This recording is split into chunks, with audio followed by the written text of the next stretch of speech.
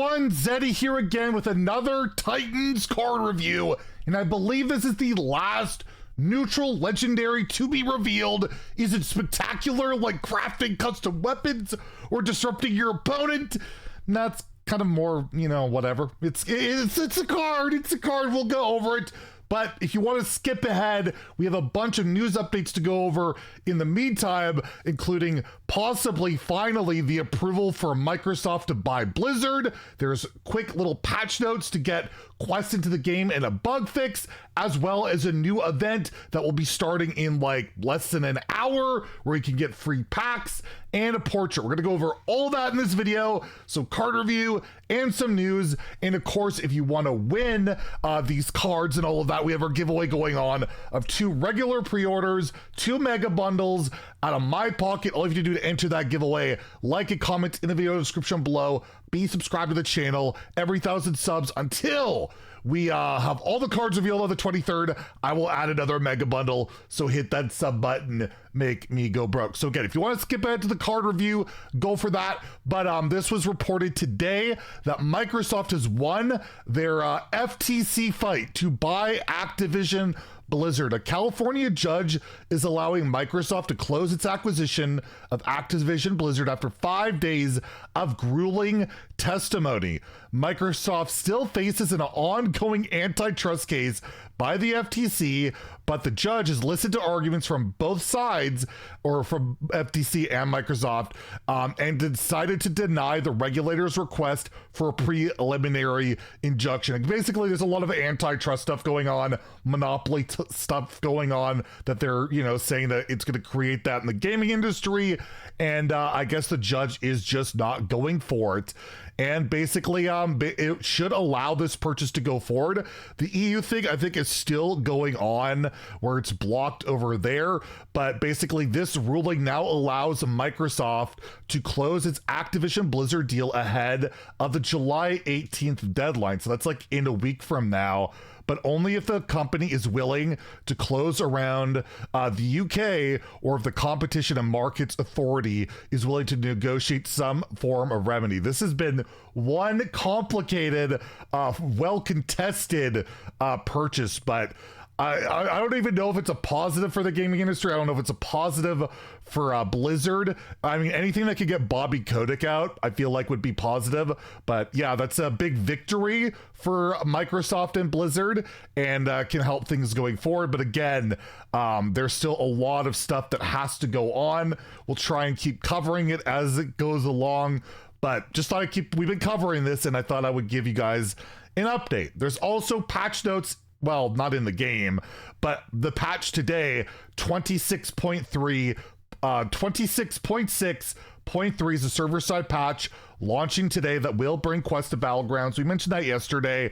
There's a blog on that. That was linked yesterday as well, but there was a bug fix as well. So there's quests are coming, but there was a bug fix where they fixed a bug where choose one spells cast by the Prison of Yogg-Saron did not hit the chosen target. We are directing his chaotic energy. So that spice remains in the patch notes at least. So yeah, expect that to go live later today.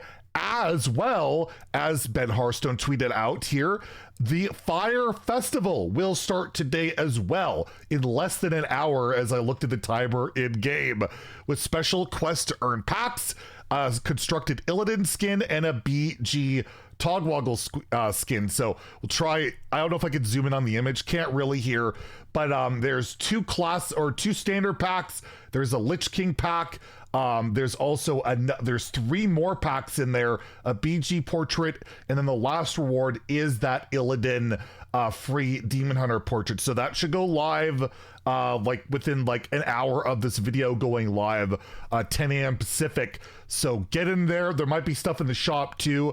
We'll cover that later if that's a thing. But yeah, there's like 6 packs to get for free. So be aware of that event. And I believe this is a 3-week event. I don't think it's a short one like the last one. I believe it's 3 weeks. So you'll have some time do those quests. And you can also earn XP as you go along. Okay, that's the news updates. Now we can get to the card review. So if anybody wants to timestamp that in the comments below to skip ahead for those people, let's take a look at the card. Let's see what it's all about. And the last, I believe this is the last neutral legendary. I could be wrong. We still have 2 more neutral reveals later today, which of course we'll cover. The Flame Behemoth, a 6 mana 4/5 mech. Well, that's not very good stats. However, thankfully there's text on the card that hopefully I can read correctly. Battle Cry, get 2 random magnetic mechs. They cost 2 less. So you are spending 6 mana on a 4/5, which is a mech itself. Very important for this card. And then you get 2 random magnetic mechs with mana cheat on it. So if they cost 2 or less, they will be able to automatically attach to this, which is pretty common. There are quite a lot of cheap magnetics, at least currently in the wild metagame, and currently in standard, well, not quite as much. Currently, we have the Noble Minibot, one of the revealed cards, the Spider, one of the revealed cards that will cost 1 mana, and then the core set cards, Bronze Gatekeeper, Menace, Wargear, ZILLIAX. Imagine 2 ZILLIAXes, wouldn't that be absolute perfection? But this is a card that's going to get a lot better as more cards are revealed. We're obviously going to get more magnetic mechs. So how powerful is this ability? Well, it really depends on how good mechs are, right? You really need a good mech package to go along with this. So again, this is a card that's really hard to evaluate early, but these are the price of the early reviews. But overall, it does feel pretty underwhelming compared to like the other neutral legendaries and a lot of the other legendaries. You can mana cheat mechs though. There is ways, and of course in wild with Mech Warper, and we have the 1/2 that discounts all the cards in your hand. Galvanizer, can't remember what's called. You also have the 3 mana draw spell in Mage that discounts everything by 1. You have the 1 drop that makes your next mech cost 1 less. So there are ways of cheating this out, and there might be even more coming.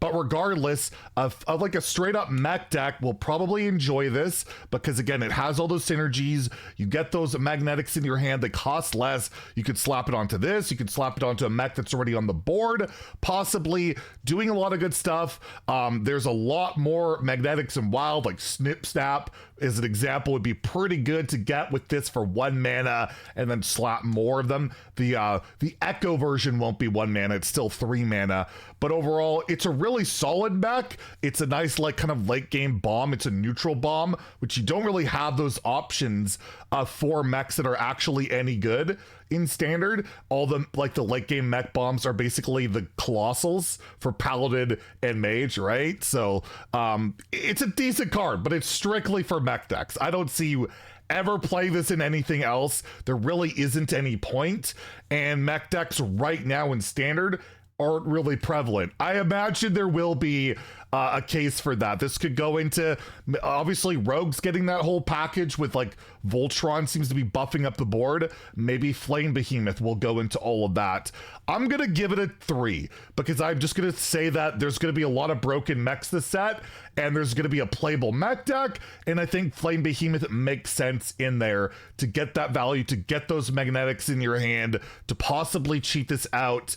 And even in wild, this is probably too expensive. They just want to like vomit the board on turns 3 and 2, really, right? Like all the mech decks in wild, this doesn't accomplish that. They don't even bother with their colossals there. They're too slow.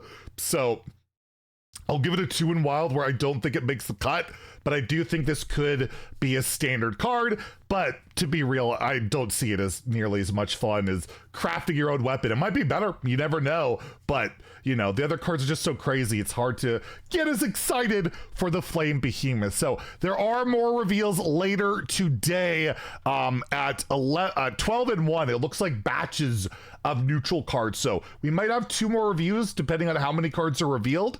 So stay tuned, lots more stuff coming. If you enjoyed the video, please like and subscribe. Have a great day and stay salty, my friends.